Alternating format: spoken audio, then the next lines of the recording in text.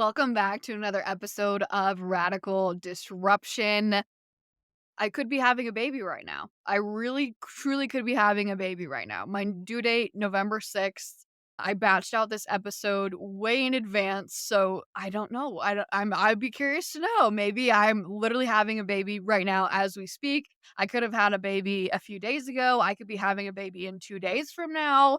And if you're wanting to stay updated on all of that, tune into my stories on Instagram. That's where I'll probably be sharing the most as of right now. And then, of course, I'll be updating on the podcast later on when I have time to sit down and record. But that's just wild to think about. Again, I'm batching this out in advance. Right now it's September. So I'm like exactly 60 days out from my due date today. So way out in advance still. Okay, not way out. Like I'm on the downhill slope for sure. But just wild to think about like when this episode goes live, like I could have a newborn baby in my hands. Who knows? Who knows what's happening right now? All that being said though, today's episode is what to do when business is slow. I will say that quarter 4 in most businesses is not a slow period of time. Quarter 3, like I should say, the end of quarter 2, the beginning of quarter 3 are usually the slower times in business, which is like the summer months. And that's pretty typical amongst most businesses. Quarter 4, though, is usually not a slower period of time. But my hope with this episode is that if you are having a slower period of time, there's nothing wrong with that. It's okay. And I'll talk more about that in just a second. But I hope that this episode is something that you can refer back to when your business is in that slower period of time. Because again, wow, quarter 4 is usually a slower period of time. Or sorry, wow. Okay, backing up, language, English. Okay, let's bring it together here. I can do hard things. Quarter 4 is usually not a slower period of time, but again, as we move into a new year, you might see things slow down. So this can be one that you reference back on, or you can just listen to it now because even when business isn't slow, these are still important things to be implementing anyways. Slow sale periods and just slow business in general, it's inevitable. It happens to every single business owner at one point or another, especially at one point or another during the year as well. It's not just, oh, yeah, at one point in my journey in my 5 years of being a business owner, business was slow. It's no, usually there's a slow period every single year, if not like even slow periods throughout the month for business owners. No matter how successful you are, that's just it just happens. It's part of being a business owner.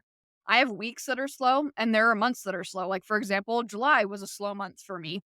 And while, of course, it's important to continue to make money and to keep yourself afloat, especially if your business is your only income source, there are just simply some factors that are outside of your control when it comes to income and whether things are going to be slow or whether things are going to be fast. For example, why is Q4 usually a faster season of business or a higher income season of business per se?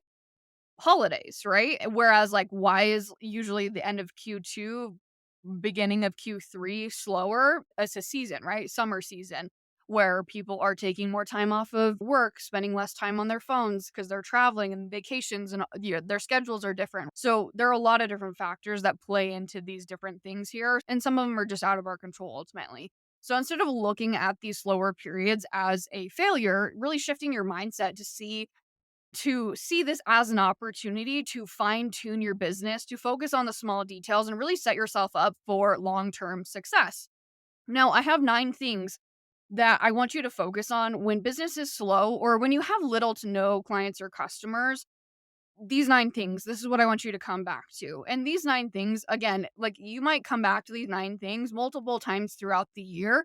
And you might implement maybe a few of these different things through the list, or maybe you implement all 9 of them multiple times per year. They're all great things to always be coming back to and always be looking at, whether you're in a slow season or not, in my opinion. Number 1 is updating your website. And when I say update your website, I'm not talking like you need a whole revamp, like rebranding, totally new website. Just going through and updating the information, like making sure that the links are working, making sure that the information that you share on your sales pages is still accurate and up to date. Like going through those little fine details where you might not do that otherwise, right? If we're being truthful, like when business is going well, I'm not thinking, "Oh, I need to go update the copy on my sales page." That's not what I'm thinking. But when business is a little bit slower and I have the time to be able to do that, it's a great thing to do. And it's a great thing to check in on, like I was saying, multiple times throughout the year because our websites do need updated, right? The information on there is not going to be information that just lasts for the rest of our lives. It's going to need updated. Number 2 is automate or delegate. So really looking at your business from the perspective of what are the things that I don't personally need to be doing and how can I either automate that or how can I either delegate that or maybe it is something that I need to do and what can I do to make that system or that process flow faster when I go about doing it. Number 3 is go through a course that you've purchased that's been collecting spider webs. Do it. How many courses I'm raising my hand right now. How many people have courses that are just sitting in their inbox and they're collecting dust? And you've purchased it and you had every intention of going through it. And it doesn't just have to be a course, it can be any offer. And you didn't do it. Now, this is your time to do it. Go through that. Really utilize this time to educate yourself, to read the books that you wanted to read. Because oftentimes, when things are busy, with your business in terms of sales, there's just a lot more that's going on. There's usually a lot more customer service that's needed. There's a lot more questions being asked. There's a lot more marketing that's being done, launching, creating new offer. There's a lot of different things that are usually happening during a busier season of business. And so oftentimes the education portion does get put on the back burner a little bit. And there's nothing wrong with that. Every season of business is going to be different and every season of business is going to require something different of us. But this is just such a great time to reevaluate and really take that step back too and educate yourself in other areas that you might even be lacking in too.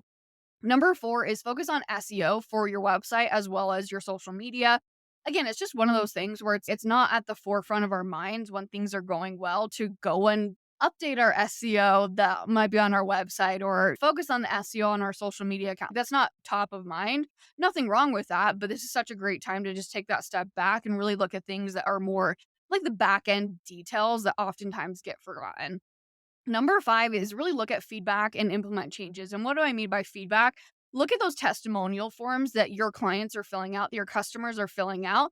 And instead of just looking for the ones that you can screenshot and post onto your stories that are like, I absolutely love this course. Look at the questions where you ask, hey, what content would you like to see in the future with this offer? Or, hey, what can be improved? Utilize this time to make those improvements.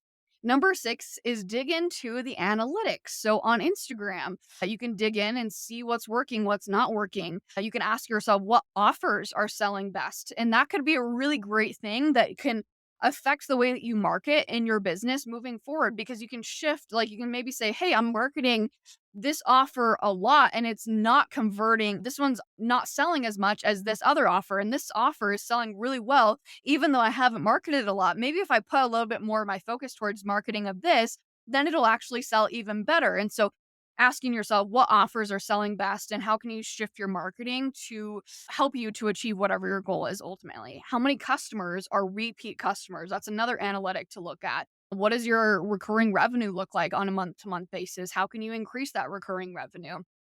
Number 7 is create a new freebie or optimize your workflow. So your email funnels, making sure that they are working. So not like it's one thing to have it set up, and that's great. That's a huge accomplishment, but it's a whole nother thing for that email funnel, that workflow to actually be converting. It's you want to be looking at those numbers and saying, hey, what is my click rate? What is my open rate? What is my hopefully with a click rate as well? People are purchasing. If people aren't purchasing though through this email funnel, what can you do about it? Do you need to add more emails, take away emails, change the copy, change your sales page, update your sales page? There are so many different things that you can do there. Again, so it's one thing to have an email funnel. It's another thing to have an email funnel that's actually doing something and building that passive income for you.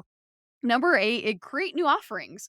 This is such a great time where things are a little bit slower, where you might have the time to sit down and record a few more trainings to either update inside of an offer or to create a new offer around this. And 9, and finally, clean up your files and organize your ideas, content. There's so many different things that we have ideas around, right? We have like content ideas, we have email ideas, we have offer ideas. Like utilize this time to organize things and create systems in your business so that when things do start to pick up a lot more and you do start to have more customers coming in. And even if you do start to delegate more tasks out to team members or hire new team members, that you have a system put in place, something that is organized to really make that transition very seamless and to make sure that you're not having to work more and more as your business increases in terms of sales and customers. So again, this list is specific to what to do when business is slow, but in general, these are just really 9 great things to do in your business in general. Did I just say that? Why did I just feel like I just said in general twice? I don't really know. These are what things to do when business is slow, but in general, maybe that's what I was trying to say. It's also great to do if your business is going well. So, just 9 things to look at. And before I forget how to speak English, I'm just going to leave it at there and close off this episode. Thanks for tuning in.